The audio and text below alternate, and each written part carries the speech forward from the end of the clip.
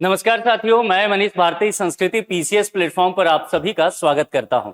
साथियों, बिहार में एक महत्वपूर्ण अपडेट हो रहा है और वह सम्राट चौधरी की सरकार ने यह कहा है कि जिस तरह से आप जानते हैं कि मधुबनी में मिथिला हाट बनाया गया था और वह काफी पॉपुलर भी रहा। विधानसभा चुनाव के दौरान आपने देखा कि देश के गृह मंत्री भी मिथिला हाट गए थे और काफी प्रशंसा की गई। तो जिस तरह से मिथिला के क्षेत्र में मिथिला हाट का निर्माण किया गया और वह बिहार की सांस्कृतिक पहचान का एक बड़ा कारण बन गया, वैसा ही अब कहा जा रहा है कि ठीक मिथिला हाट के तर्ज पर एक और हाट का निर्माण किया जाए। और यह हाट जो है दूसरे क्षेत्र में बिहार के भोजपुरी बेल्ट में आप कह सकते हैं, तो उसका नाम भी भोजपुरी हाट रखा गया है। अब यह कहां होगा, किस तरह से किया जाएगा, इसका क्या फायदा है, बिहार को पर्यटन के दृष्टिकोण से कैसे विकसित करने की योजना चल रही है, इन तमाम चीजों पर विस्तार से हम चर्चा करेंगे और यह भी बताऊंगा कि किस डिस्ट्रिक्ट में होने वाला है। तब तक अगर आप लोग को पता हो तो डिस्ट्रिक्ट का नाम लिख करके भेजते चलिए। देखिए, अब यहां पर जैसा मैंने कहा कि मिथिला हाट की तर्ज पर यह काम किया जा रहा है और दूसरा सबसे बड़ा पारंपरिक हाट होगा। यानी कि पहला क्या हो गया, पहला मिथिला हाट और दूसरा जो है यह होगा जो कि भोजपुरी हाट होगा। और किस डिस्ट्रिक्ट में, रोहतास डिस्ट्रिक्ट में यह किया जाएगा।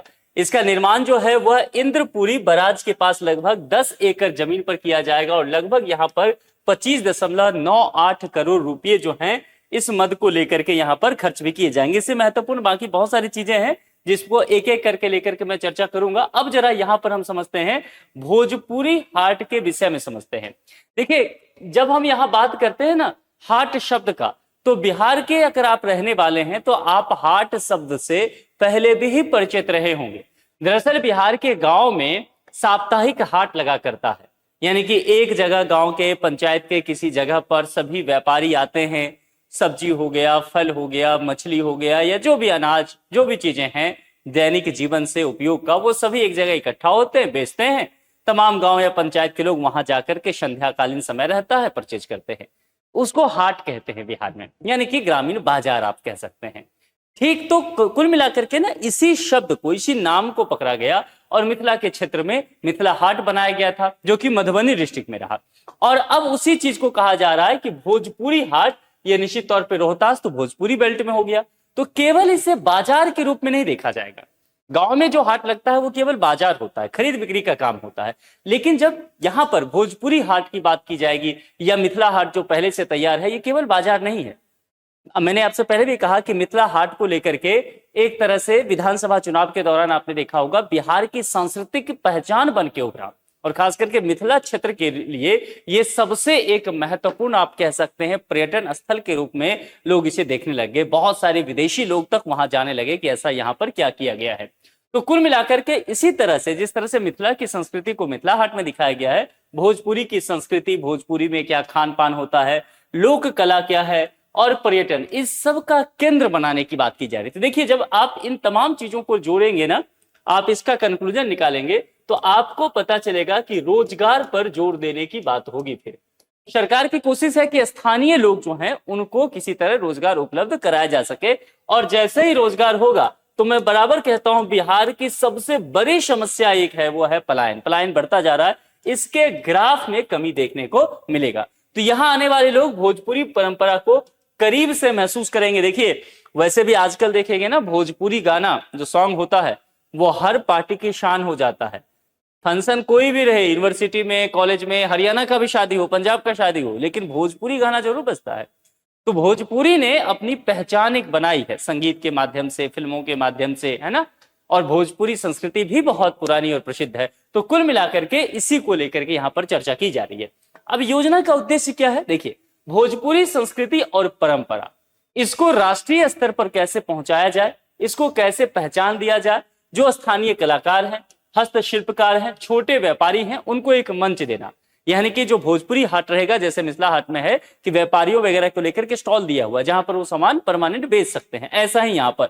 और पर्यटन को बढ़ावा दिया जाएगा। सबसे महत्वपूर्ण क्या है? ग्रामीण अर्थव्यवस्था।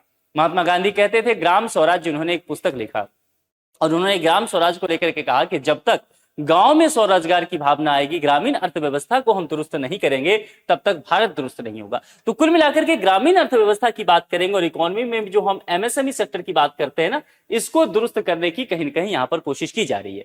तो युवाओं के लिए यहां पर क्या होगा, रोजगार होगा। युवाओं के लिए रोजगार होगा तो जाहिर सी बात है पलायन अपने आप कम हो जाएगा, बिहार समृद्ध होगा। अब यह भोजपुरी हाट कहां बनेगा, जैसा डिस्ट्रिक्ट तो मैंने पहले ही कहा यहां पर है इंद्रपुरी बराज। अब यहां से रोहतास से कितने लोग हैं मुझे कमेंट करके बताएंगे, और इंद्रपुरी बराज कितने लोग पहले कभी गए हैं, यहाँ के रहने वाले हैं, आपके आसपास का क्षेत्र है तो जरा कमेंट करके बताइए। देखिए आपके नजदीक ये भोजपुरी हाट बनने वाला है, 10 एकड़ भूमि पर यहाँ निर्माण होगा। और दूसरी बात, जो लोग भरी 72वीं बीपीएससी का प्रीलिम्स देने वाले हैं, एक तो नोटिफिकेशन आ चुका है तो फॉर्म भरना आपने शुरू कर दिया होगा, समय से पहले भरिए। और दूसरी बात यहां पर ध्यान रखिए कि करंट अफेयर्स के इश्यूज को पकड़ना शुरू कीजिए टॉपिक से। देखिए पर्यटन विभाग के द्वारा विकसित किया जा रहा है, तो पर्यटन विभाग के द्वारा विकसित करने का तात्पर्य है कि आपसे प्रश्न पूछ सकता है कि हाल ही में चर्चा में रहे भोजपुरी हाट निम्नलिखित में से किस विभाग के द्वारा इसका निर्माण कराया जा रहा है, या इस कार्य के लिए कौन सी नोडल एजेंसी है। आजकल मंत्रालय और विभाग नहीं पूछता है, नोडल एजेंसी ज्यादा पूछता है, तो ध्यान रखिएगा अगर ऐसा होता है तो पर्यटन विभाग। अब होता है क्या, गलती क्या कराया जाएगा आपसे, यहां पर आपको पर्यटन विभाग एक विकल्प देगा, दूसरा दे देगा संस्कृति मंत्रालय, है ना। और जैसे संस्कृति मंत्रालय आएगा ना, आप फंस जाएंगे। आप जो है सोचेंगे पर्यटन बाद में आएगा, भोजपुरी हाट है, भोजपुरी से जोड़ के आप भाषा से समझेंगे, अच्छा संस्कृति मंत्रालय के द्वारा ही कराया जाएगा, और धूमधाम से टिक लगा के आएंगे कि इस बार तुम्हारा भाई जो है प्रीलिम्स पास करेगा, और भाई रह जाएगा, चूंकि ये गलत हो गया। तो कुल मिलाकर के पर्यटन विभाग पर ध्यान देना है, नोडल एजेंसी होगा। ये बार बार मैं शब्द का इस्तेमाल करता हूं, नोडल एजेंसी, है ना। वो नोडल एजेंसी कहने का तात्पर्य ही हो गया कि कोई भी विभाग कराए, कोई भी मंत्रालय कराए, कोई भी सरकारी एजेंसी कराए, अगर प्रश्न में ये शब्द है तो बस आपको उत्तर ढूंढना है, शब्द पे नहीं जाना है कि मंत्रालय विभाग में कंफ्यूज नहीं होना है। लागत कितनी आएगी ये भी ध्यान रखिए, चूंकि बिहार में बीपीएससी में देखेंगे प्रीवियस ईयर के प्रश्न पत्र में आप देखेंगे एकदम रकम पूछ लिया गया है ना। और एक बार नहीं है, कितनी बार, न जाने कितनी बार ऐसा हुआ है, एकदम दशमलव के बाद तक का पूछता है, इसलिए एग्जैक्ट याद कीजिए। बीपीएससी पढ़ाते हुए मैं हमेशा ये कहता हूं कि आपको एक एक पॉइंट पता होना चाहिए, क्योंकि प्रीलिम्स में प्रश्न बनेगा। तो 25.98 करोड़ रुपया जो है इस परियोजना की लागत आएगी। बिहार सरकार और पर्यटन विभाग की ये संयुक्त पहल का एक मुद्दा होगा। और क्या क्या होगा यहाँ पर, पारंपरिक भोजन, निश्चित तौर पर भोजपुरी हाट की बात की जाएगी तो बिहार का लिट्टी चोखा तो रहेगा ही। मड़ुआ की रोटी कभी खाए हैं आप लोग? मड़ुआ की रोटी बहुत बेहतरीन होता है, और दूसरी बात शरीर के लिए यानी कि स्वास्थ्य के लिए बहुत बेहतर भोजन इसको बताया जाता है, बहुत पौष्टिक होता है। तो लिट्टी चोखा कितने लोग खाए हैं, और मड़ुआ की रोटी बताइएगा। अदौरी खाए हैं? अदौरी होता है, तिलौरी होता है। अगर बिहार में आप रहे हैं तो आप इन शब्दों को जानते होंगे, और पूरे बिहार में, चाहे मिथिला से हो, मगध से हो, भोजपुरी से हो, हर जगह ये अदौरी तिलौरी आप जरूर जानते होंगे। हमारी जो माताएं बहनें होती है, दादी सब होती हैं, ये एक काम करती है, छत पे जो है आप देखेंगे अदौरी तिलौरी डालती हैं, और फिर उसको सुखा करके निकाला जाता है, जैसे चिप्स वगैरह तैयार होता है ना, शहर में आते हैं ना, वैसा ही कुछ समझ लीजिए। पारंपरिक अचार। और देखिए जब इन सब चीजों की आप चर्चा करेंगे ना, तो इसे कहते हैं बिटवीन द लाइन स्टडी करना। क्या कहना चाह रहा हूं, यहां पर आप जीविका दीदी की चर्चा कीजिएगा। बिहार में अगर आप पढ़ रहे हैं बीपीएससी को लेकर के, तो जीविका दीदी टॉपिक अगर आपका तैयार नहीं है तो आप बीपीएससी के धुरंधर नहीं हैं, ध्यान रखिएगा। जीविका दीदी, उसी से डिजिटल दीदी को जोड़ के रखिए। और जो यहां पर ये सारी बातें की जा रही है, ये जीविका दीदी से बातें की जा रही है, आपको ध्यान है ना। 10-10 हजार रुपया महिलाओं को दिया गया, 70 लाख महिलाओं तक ये पहुंचाया गया। विधानसभा चुनाव से पहले दूसरी किस्त भी जारी की गई है। उनको क्यों दिया गया है? स्वरोजगार के लिए। तो जब इस तरह की चीजें, भोजपुरी हाट वगैरह बनेगा तो महिलाएं यहां पर जाकर के अपना दुकान खोल सकती है ना, व्यापार चला सकती हैं। और अगर बेहतर करती हैं तो ये जो 10-10 हजार है, कितना दिया जाएगा? 2 लाख तक दिया जाएगा। ये सारी बातें मैं पहले चर्चा कर चुका हूं, तो रिपीट नहीं कर रहा हूं, लेकिन आप इसको ध्यान रखिएगा। सांस्कृतिक केंद्र, भोजपुरी लोकगीत। देखिए जब हम लोग भोजपुरी गाने की बात करते हैं ना, तो हमें बस वही जो है डिस्को वाला, पार्टी वाला सॉन्ग याद आता है, लेकिन नहीं है। भोजपुरी की दुनिया उससे बहुत बाहर है, बहुत विस्तृत है, बहुत मधुर दुनिया है। तो वह कहां पर है? लोकगीत की चर्चा करेंगे। लोक नृत्य बहुत है, सांस्कृतिक कार्यक्रम, ग्रामीण थीम आधारित जो है भंसाघर। भंसाघर क्या होता है? ये मिथिला हाट से चर्चा में रहा। इस शब्द को ध्यान लिखिएगा, अगर लिखना हो तो लिख लीजिए। भंसाघर कहीं अगर आप टर्म पूछ दे तो आप कंफ्यूज ना कर जाएं। आजकल बीपीएससी में जो एस्से का एक पेपर होता है उसमें वहां की भाषा भोजपुरी या मैथिली भाषा में आपको एस्से का टॉपिक दिया रहता है। तो भंसाघर वहां का एकदम शुद्ध देशी मैथिली भोजपुरी शब्द है, ये ध्यान रखना है। भंसाघर क्या होता है, जिसको आप किचन कहते हैं ना, बस वही है।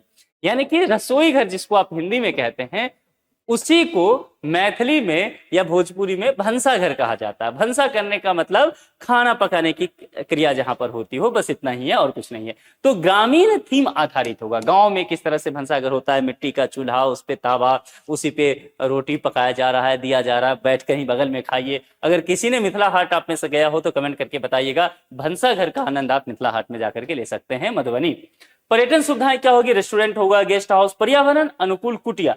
ये अब कुटिया क्या होता है आप समझिए, जैसे कि कुटिया रिजॉर्ट वगैरह में जाते हैं तो छोटा सा एक घर जैसा बना दिया जाता है, वैसा ही ग्रामीण अर्थव्यवस्था में देखेंगे उसको कुटिया कहता है। जैसे ऋषि मुनि वगैरह रहते थे ना, है ना, जैसे कि ऐसे समझिए, एक ऐसे करके गोलंबर टाइप का होगा और ऊपर से ऐसे गोलंबर घास फूस का छत दिया रहेगा, फर्श बहुत अच्छे से, कुछ टेबल चेयर लगे रहेंगे।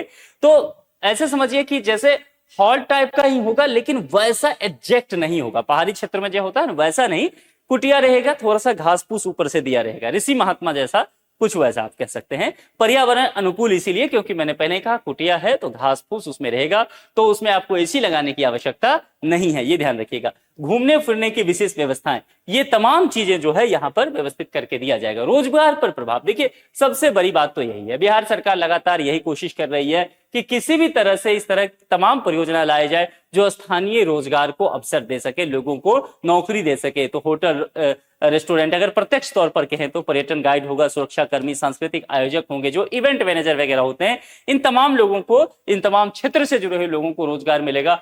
अप्रत्यक्ष क्या है, हस्तशिल्प, फिर वहीं से जीविका दीदी, ठीक है, जो सेल्फ हेल्प ग्रुप्स होते हैं ना, स्वयं सहायता समूह, वहां से जुड़े रहते हैं ये जीविका दीदी वगैरह। वहां पर ये चाहे हो गया हस्तशिल्प व्यवसाय हो गया, चाहे वो खाद उद्योग वाला हो गया, छोटे दुकानदार, कारीगर, ये तमाम चीजें देखेंगे आप ग्रामीण अर्थव्यवस्था से जुड़ी है। और परिवहन को आप अलग से देखिए, चूंकि यहां तक पहुंचने के लिए लोग जो है परिवहन सेवाओं का इस्तेमाल करेंगे।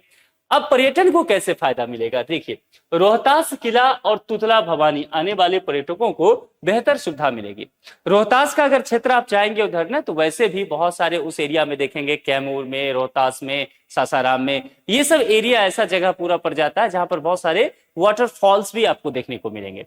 तो एक तो वहां पर आप घूम सकते हैं, जो लोग यहाँ पर भोजपुरी हाट पे जाएंगे वो वहां जाएंगे, यहाँ ये स्थान रोहतास किला, तुतला भवानी, और जो यहाँ आएंगे वो भोजपुरी हाट पे जाएंगे। तो कुल मिलाकर के क्या होगा, पर्यटक जो है उनके पास विकल्प अधिक रहेगा और कहीं ना कहीं इससे मूवमेंट बढ़ेगा। इंद्रपुरी बाजार नया पर्यटन आकर्षक इससे बनेगा और बिहार में सांस्कृतिक पर्यटन को निश्चित तौर पर एक नई पहचान मिलेगी। और यहाँ पर अब मिथिला हाट से तुलना, ध्यान रखिएगा, भोजपुरी हाट की चर्चा की गई है, संभव है मिथिला हाट प्रश्न में पूछ लिया जाए। मिथिला हाट अगर प्रश्न में पूछा जाएगा तो सबसे पहली चीज क्या पूछा जाएगा वो बता देता हूं कि ये किस डिस्ट्रिक्ट में है, और पहला ही विकल्प आपको दरभंगा रहेगा। और आप में से अधिकांशतः आदमी धूमधाम से दरभंगा में टिकट लगा के आएंगे, क्योंकि अभी भी मैं पिछले दिन मिथिला हाट के विषय में पढ़ाया था और मैंने कहा था कि आप कमेंट बॉक्स में बताइए कहां पर है। 90%, मैं 90% थोड़ा बचा के कह रहा हूं, आप लोग की इज्जत रख रहा हूं, मोर देन 95% लोग जो है दरभंगा कमेंट में लिख रहे थे और वो गलत था। ये कहां पर है, मधुबनी में, ध्यान रखिएगा।